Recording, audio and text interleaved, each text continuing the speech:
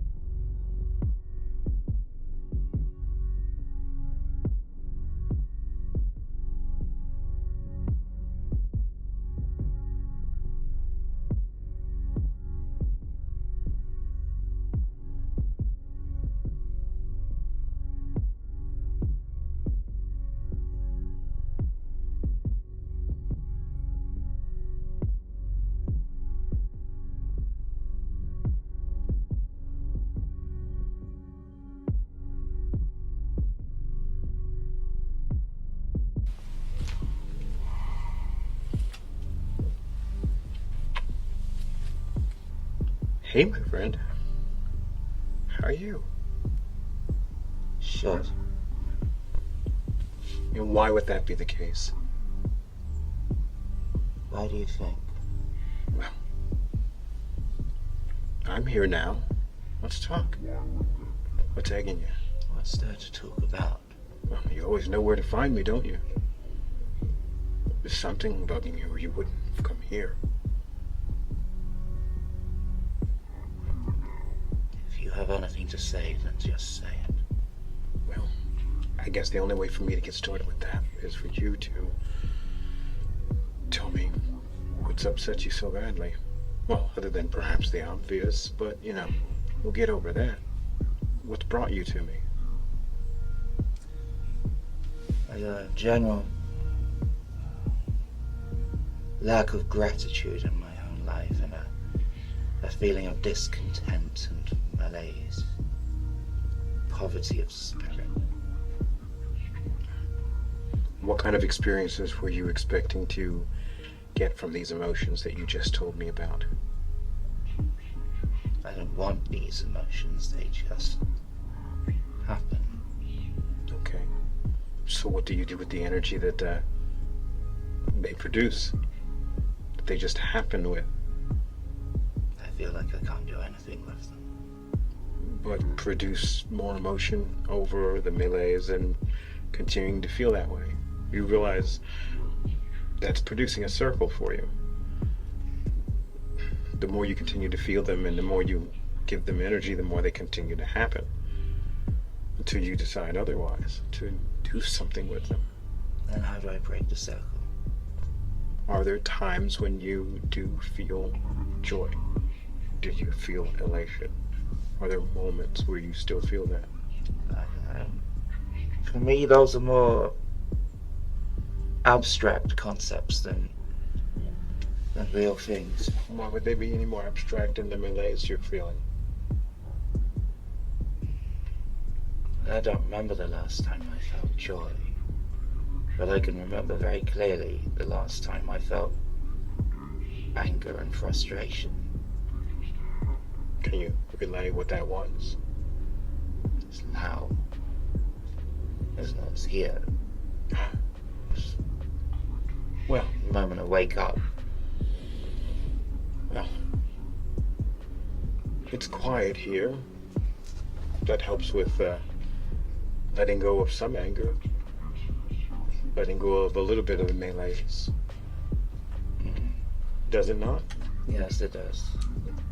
Okay. I suppose there's a peace that can be had here. And take that feeling for what it's worth to you in the moment and extend that feeling. Keep it up front. Keep remembering it, even if it's not this place that you come to feel that. Even if it has to be another place that you come to. I mean, granted, we might be knowing why you came here now and today, but there are going to be other places, and you'll be able to get your talk anywhere you go to, anywhere where you feel that peace, anywhere where you feel you need to let things out. That peace is the first place you come to. The melees led you here. It has a purpose, ultimate purpose. It leads you to a place where you need to feel peace. Isn't that kind of like victim blaming though? No, not at all. There's no victims here. What we're telling you and what is being said here is, again, use the melees to take you to the peace. There's no victim blaming in that, in regards to that. Just forge the path that it needs to forge. Make it work for you in a positive way. Make the melees work for you. Make those things work for you. Don't hold on to those energies, but make them work for you. They're there to get you out of your complacency. Feel a little bit of anger from time to time, a little bit of melees, but that will get you out of your complacency. That will make you think about it and make you come to a peaceful place. Make you say there is something better. There's no victim blaming there. There never will be. Because it's not how the universe works, no matter how hard humans want it to. It works so much better than that.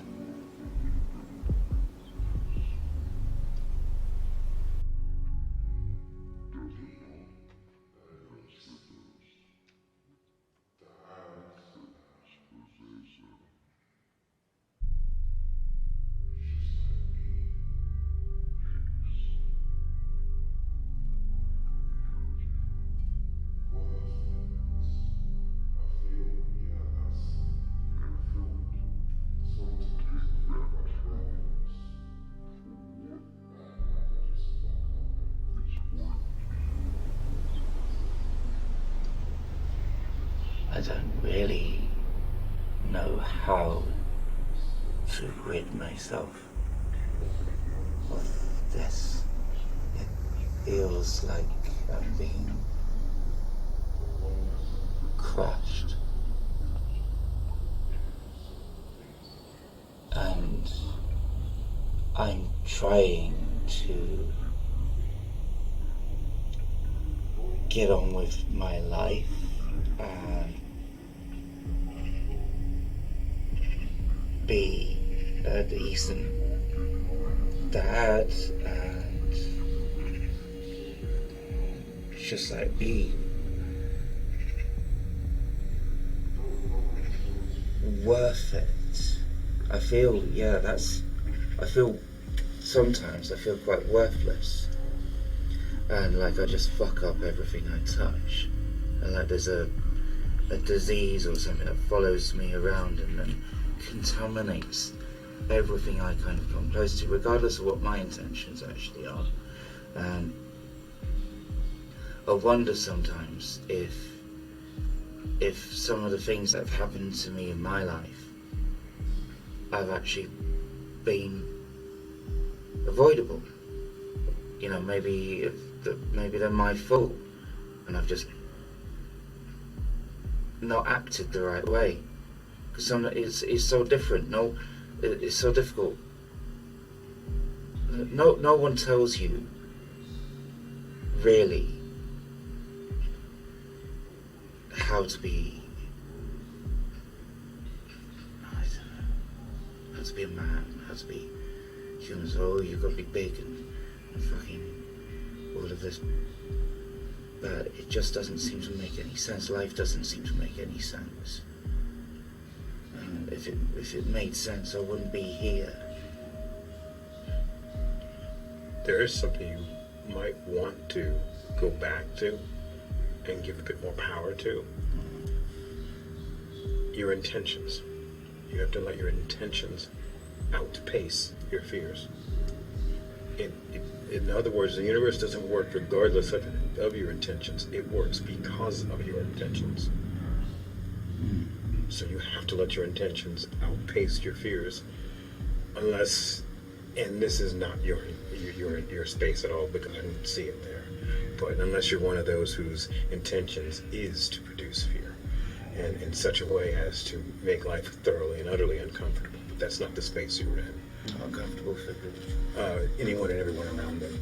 So that's actually not the space you're in. That's really not the space you're producing.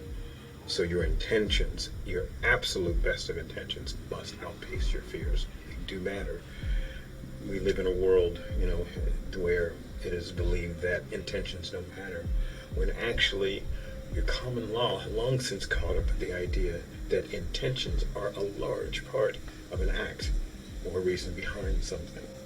And yet we seem to forget in common life that in three-dimensional space that intentions are absolutely everything.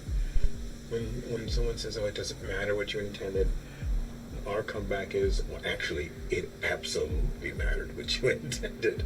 So therefore, your intentions aren't actually what matters here. Everyone has fears, and those are okay. Those absolutely, again, get you out of your complacency. But your intentions have to top your fears. What you want out of this life have to top your fears. The fears are there just to chase you, and you often have to turn around, look at them, and make them disappear. Because if you run from them, they'll just get bigger and bigger, like any animal trying to chase you down in the savannah. Just turn towards it, sometimes play a little dead to it, but make it go away by simply turning and walking straight into it. Because it'll turn out that it was never there in the first place. It was only there because you put it there. And that's actually okay, because that's how fear operates. We learn in physical form that that's how those things operate. They operate only as projections of ourselves until we realize, holy shit, I put that there. Oh yeah, you did. Now you're no longer afraid of roller coasters because you put that fear there yourself. Then you turned, looked at it, experienced it, and moved on. And therefore your top and best intentions took the initiative, and you came out on top.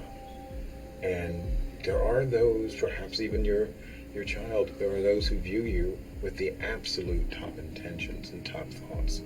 there are those who do not view you negatively. It doesn't matter those others who view otherwise, because your intentions will matter here.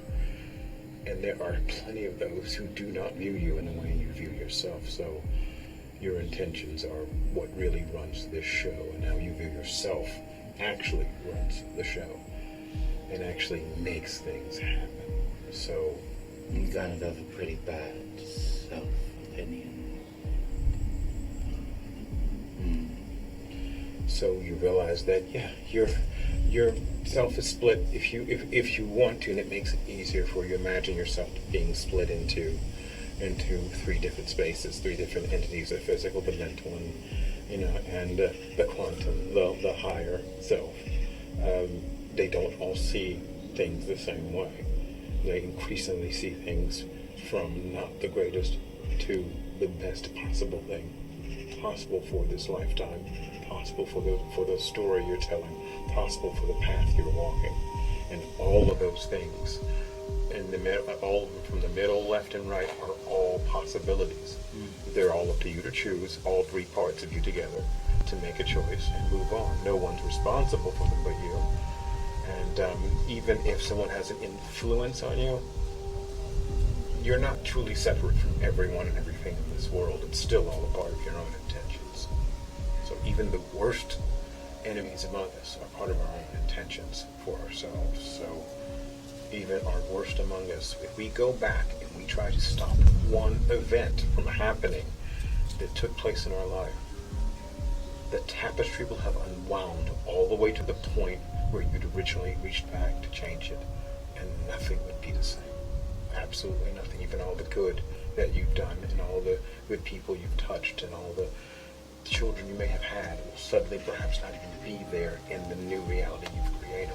So going back and changing something in this space won't work as well, because it will change everything that came around it. It'll bubble out across all reality that you live in and change everything.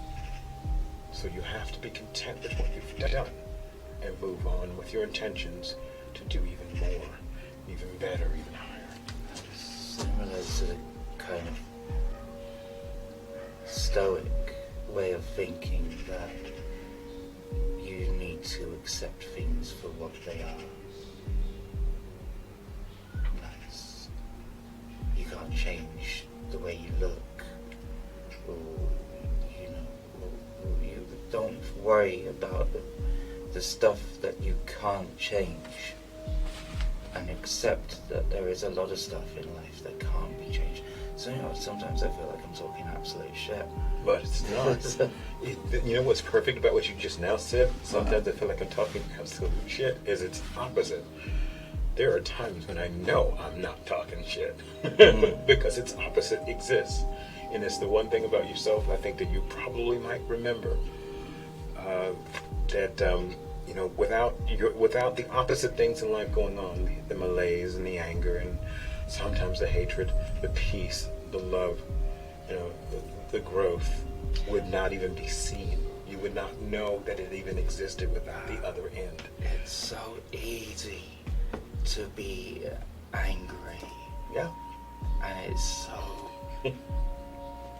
Why is it so easy? Because it's just always there. But so is its opposite. If it's there, then its opposite is there as well.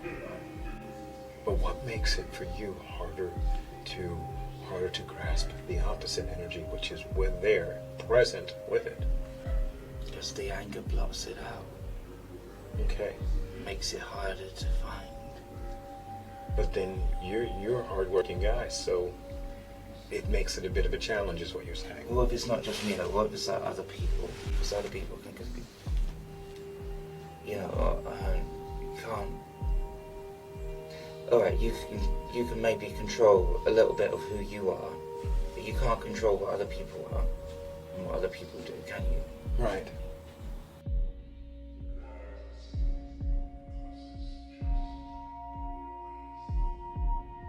So, what would you need from me now that you have me here in the moment?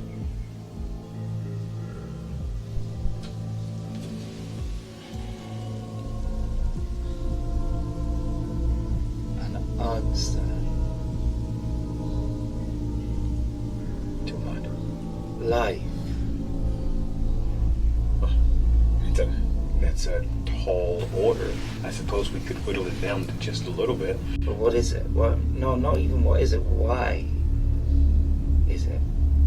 You know, it's like I got thinking. What's the point? Well, you partially just answered that. Now the question is, what's the point? That's the fuel that gets us to do what we're doing. To answer the question, what's the point? And is there even a point?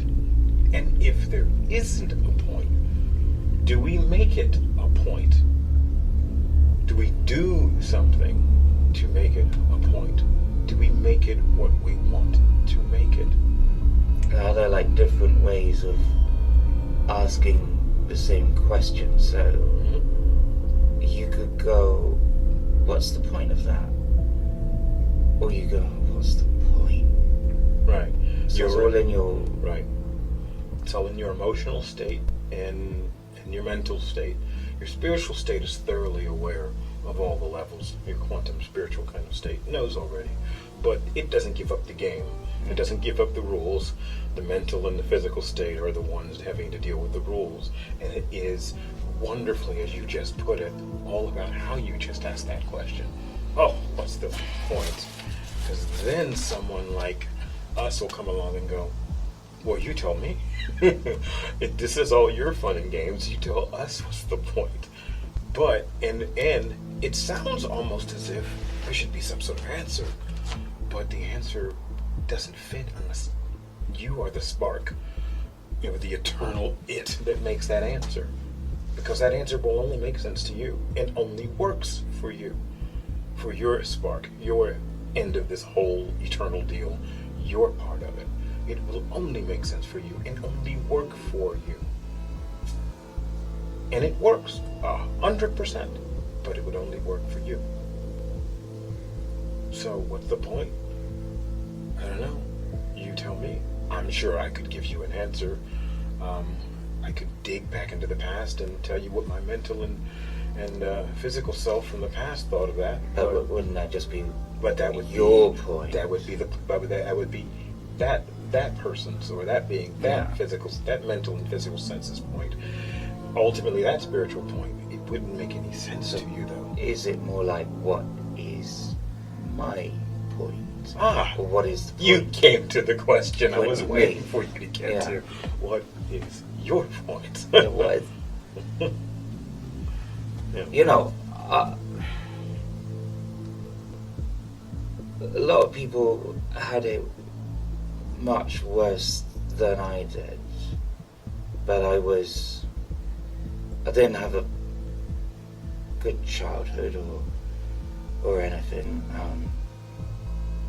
You know, I was abused and stuff, and things happened that shouldn't have ever happened to anyone, but they happened to me. And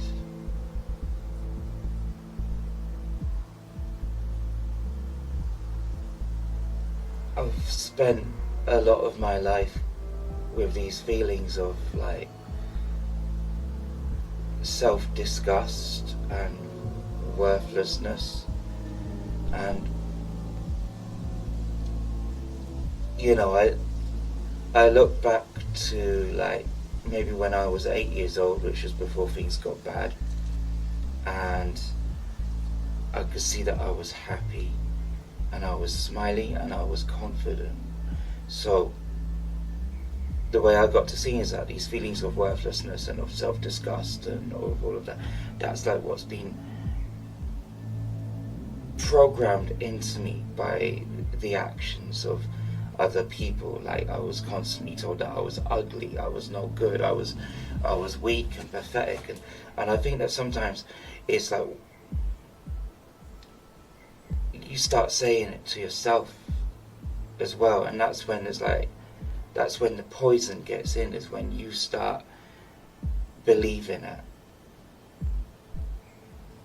And I didn't even realize this really until recently, that I was kind of like almost like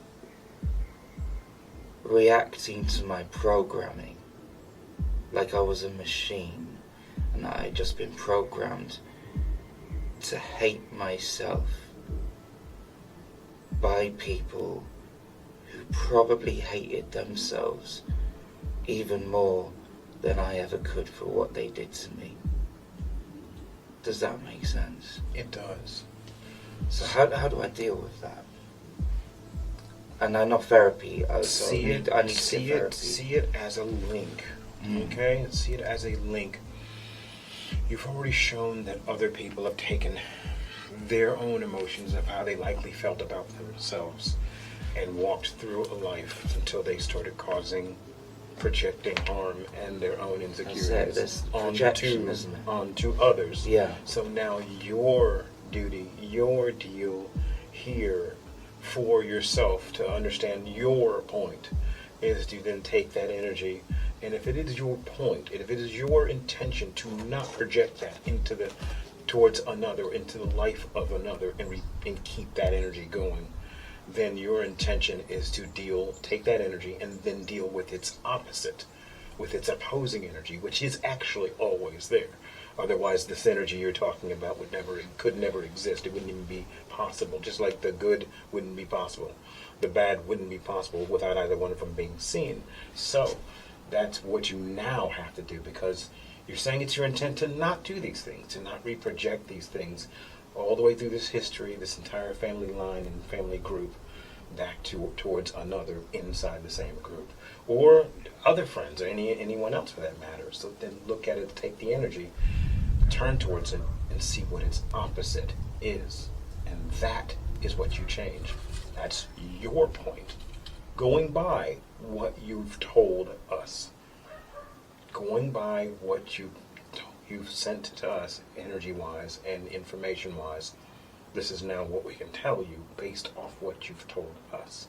That the energy you're dealing with throughout history, even into current history, from recent family, is now something you want to turn towards, look at, and take its opposite and project its opposite. That stops that negative energy right here.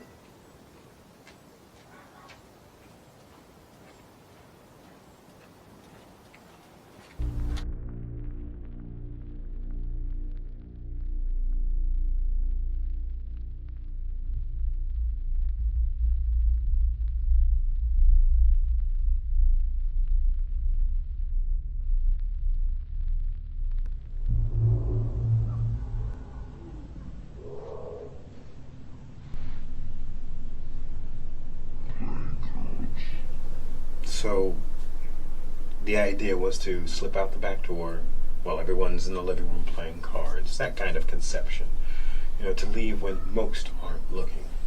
There might be some looking on occasion, there might be someone there, there may even be someone with you can't always see or feel, but the idea is to slip out from the physical with the least obtrusion. And in the case of this physical self, that was true. To do it when there's the least amount of worry on others. But I mean,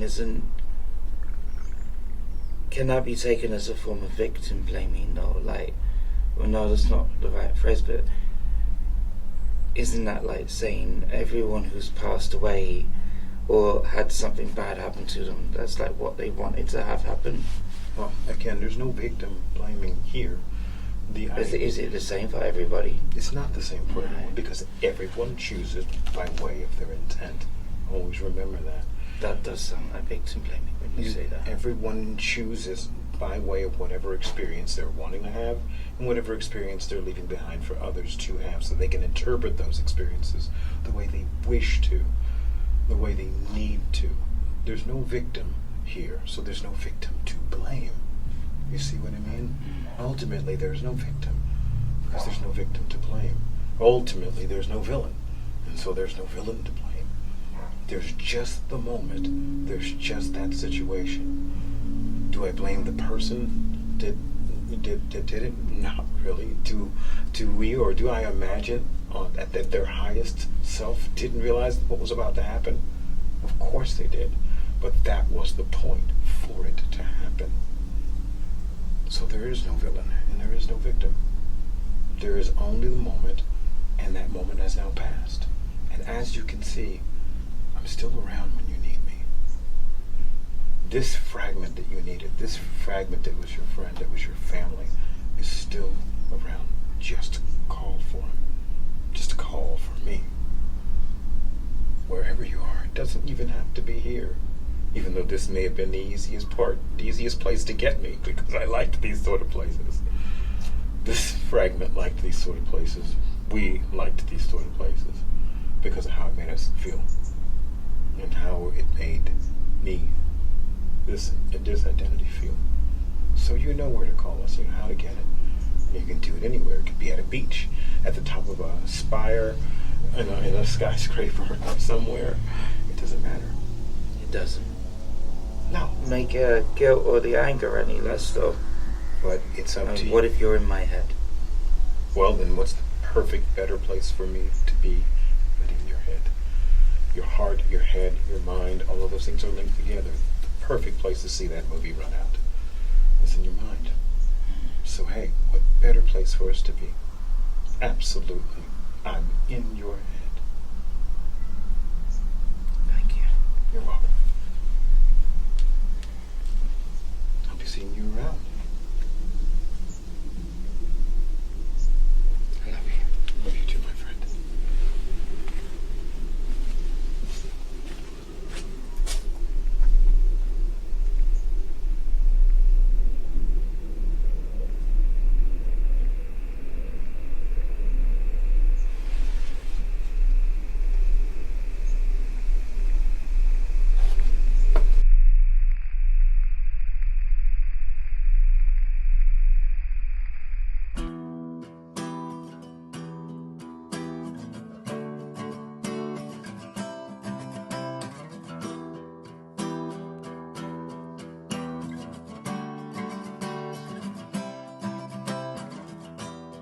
Where do you go again when you're gone?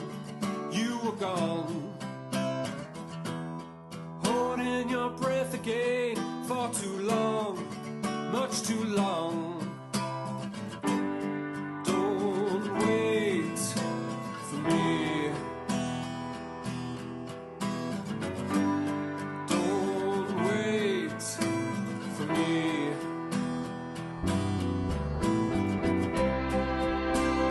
As the water runs, you're fighting the tides that drag you down, trying to reach the higher ground.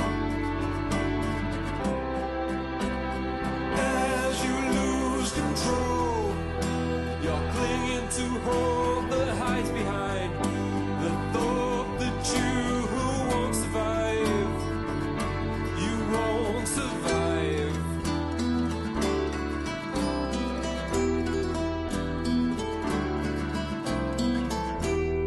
This ain't a life again when you're lost. You were lost.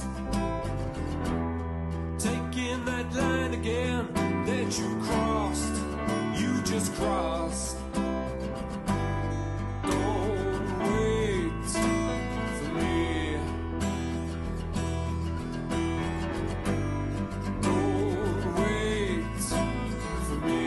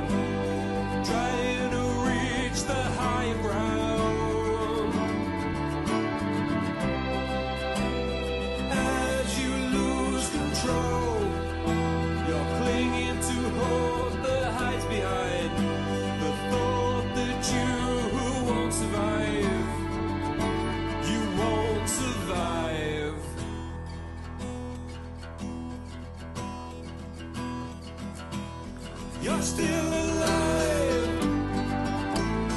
You're still alive. You're still alive.